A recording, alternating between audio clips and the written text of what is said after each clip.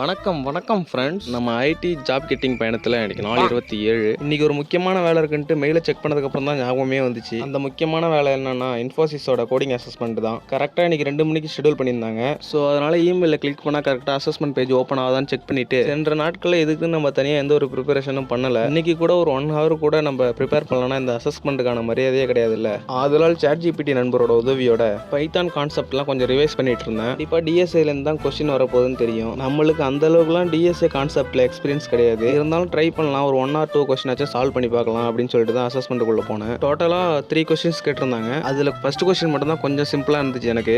But அதை solve பண்ணவே 3 ஹவர்ஸில் 2 ஹவர்ஸ் போயிடுச்சு.